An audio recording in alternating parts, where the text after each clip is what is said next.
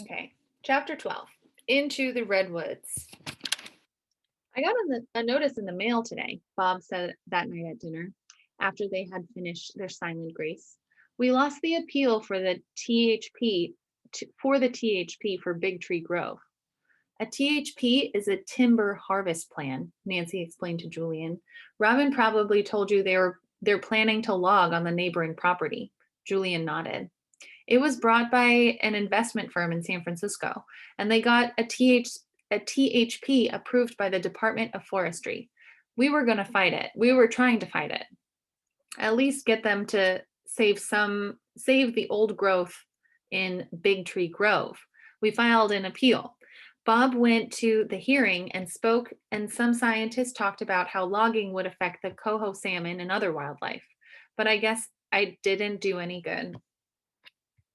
Another takeover by corporate America, Bob said angrily. Sometimes I think they just rubber stamp those plans.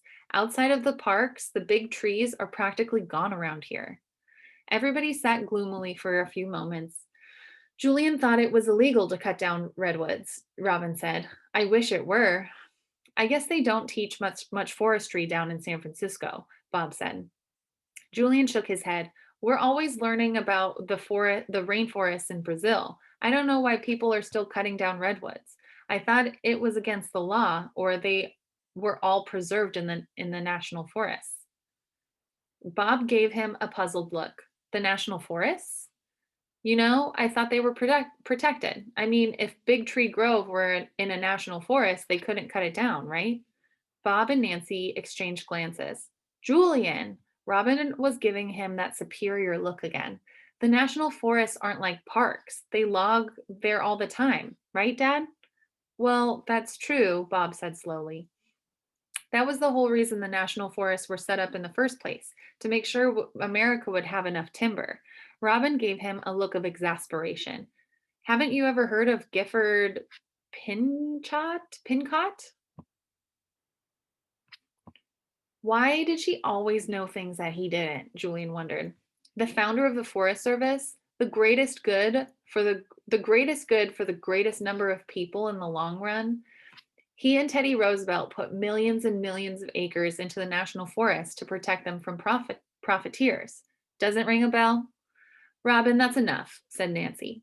Julian decided it was time to get the conversation back on track and away from his educational deficiencies. So if you lost the appeal, does that mean there's nothing you can do to stop the logging? Well, Nancy said, my mother always said, a way will open, but I'm not sure how it can here. Mom, don't you think we should do everything we possibly can to stop them? Robin asked. I mean, some of those trees could be 1,000 years old. Of course, but Daddy and I worked pretty hard on our letter to the board and they still approved the THP. I'm afraid there's nothing more we can do. But Daddy, don't you think we should try everything? Like your mom says, we've done what we can.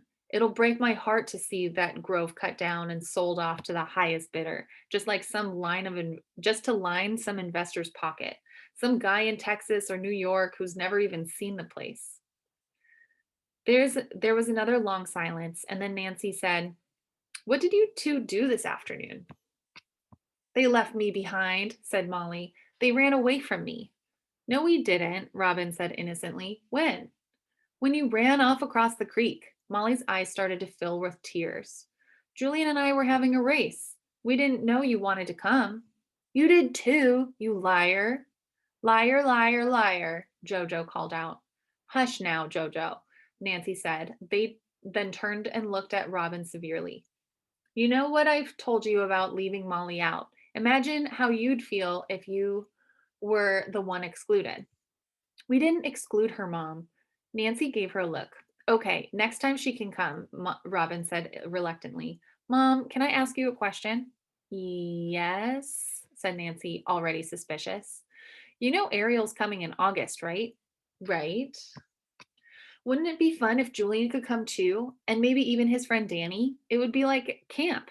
And we'd be doing a public service. We could educate them. Nancy glanced quickly at her husband. I don't know, Robin. Daddy and I would have to talk it over. Please, Mom. It's true. When the boys were your age, we used to have their friends over all the time. Remember, Bob, the summer the Larson boys came?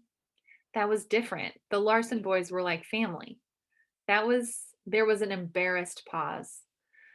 I'm just saying, we don't even know Julian's friend, Bob said, and we still haven't spoken to Julian's mother. Well, that's true, Nancy conceded. The circumstances are different. She turned to Julian. You've been awfully quiet. Do you really want to come back, or is this just another one of Robin's crazy schemes? No, it would be great, though he couldn't imagine how he would get away from Sibley twice. You know, August is harvest time. We'd keep you boys working pretty hard, Nancy said. That's okay. Danny's my best friend. He wouldn't mind working. He's got a lot of energy. Bob gave Nancy a look as if the word energy had some special significance for him. Well, August is a long way off, Nancy said, and Julian may change his mind after he's had to put up with us for a couple weeks. She smiled gently at him. But it really has been wonderful having him here. He's been so great with Jojo. Jojo was stirring his soup and talking under his breath in what sounded like Russian. Julian leaned closer and could barely make out Jojo whispering over and over, Julian's my best friend. It's so cute.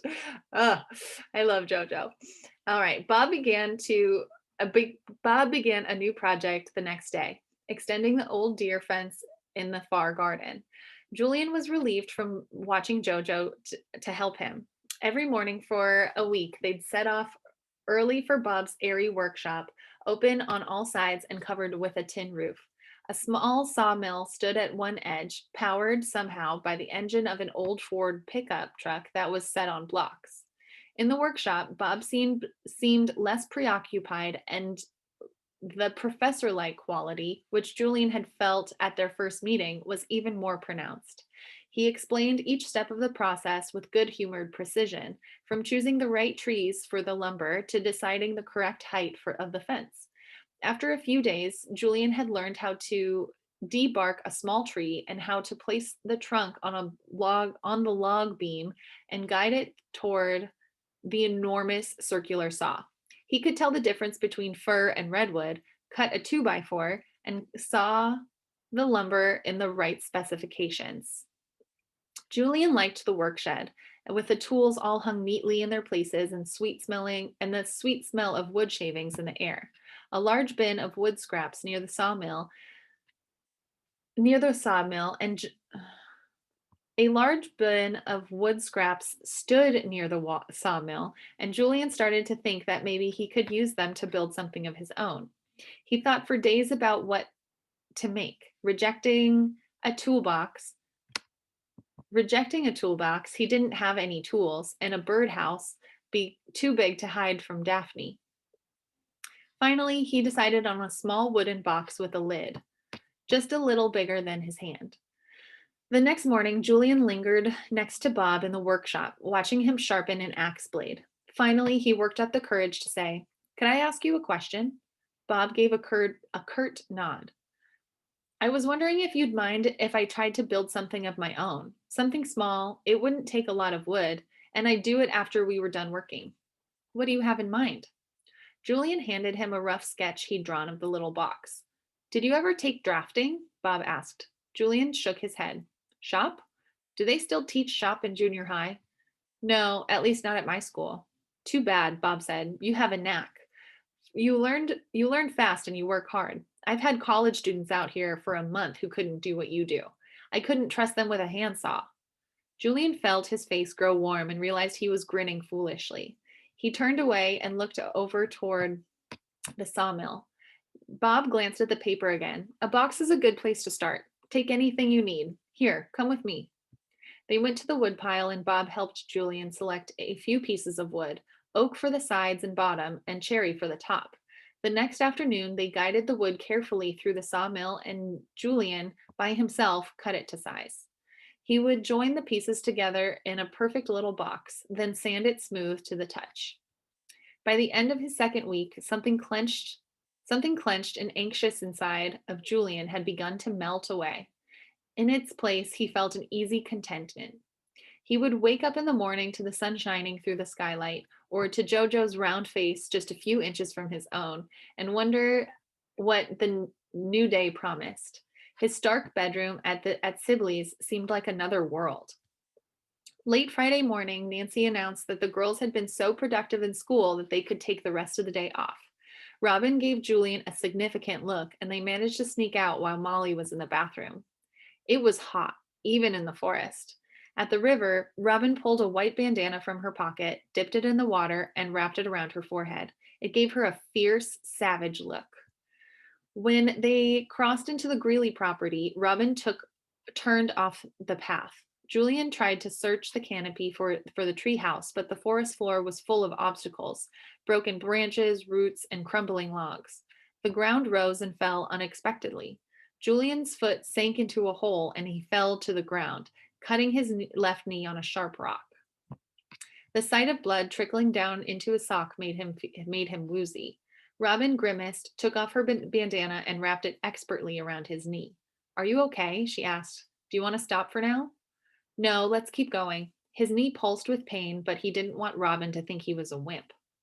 They trudged on until their way was blocked by a giant log stretching 100 feet on either side of them and almost as high as their heads. Julian ran his fingertips along the thick cords of reddish bark. Robin clambered up some branches and took to the top of the log, which formed a wide bridge across the cluttered forest floor. Come up here, she said. It's easier. Julian got a toehold on a broken branch. As he pulled himself up, he banged his cut knee, flooding his body with pain. The white bandana was now stained with blood. Julian closed his eyes and took a deep breath. As soon as he opened his eyes, he saw it. The treehouse was about 30 feet in the air. It stood at the crevice between two redwoods that had grown together at their base and then separated. The wooden beams and planks blended into the shady forest. They ran to the end of the tree trunk, slid to the ground, and dashed over to the redwoods, peering up at the treehouse. It's fantastic, Julian said. Much more house-like than I thought it was going to be. There was an open deck on one side and a small wooden structure on the other. I wish we knew how to get up, Robin said. It was awfully high, too high for a ladder, and the only branches were above the tree house roof. You can't ask your brothers? They won't be back from Guatemala until July. Anyway, I told you, they won't show me until I turn 12. But we need to get up now. What if I can't come back in August? We've got to be able to get up somehow. Maybe we can figure out something on our own. We've got 2 more weeks. Then, once we're up, we can start planning Operation Redwood. Julian kept staring longingly up at the tree. Julian, we're not getting up there today, that's for sure. We don't have a rope or anything. But my dad has a whole book on tree climbing. Or we can use the internet. If we find anything, we'll come back tomorrow. They were almost at the house when they saw Bob standing outside the barn, waving to get their attention. Hey, Julian, he shouted. You got a message from your friend Danny this morning. He wanted you to call. Said to tell you something about the tide. I didn't quite get it. It's still on the machine. Robin gave Julian a quizzical look, and he tried to suppress a surge of panic. Be calm, he told himself. He began to jog toward the house, and then the pain in his knee slowed him to a quick walk. It's probably nothing. Danny's just looking for some excuse to use his stupid code. When he reached the kitchen, he saw a red 2 flashing on the answering machine. Robin pushed a button and he heard Danny's familiar, husky voice. Hello, this is Danny. I'm calling for Julian, who's staying with you. He sounded slightly out of breath. Could you please give him a message? Could you tell him the tide is rising? I really need to talk to him. It's kind of an emergency. His voice was rising higher and higher with every word.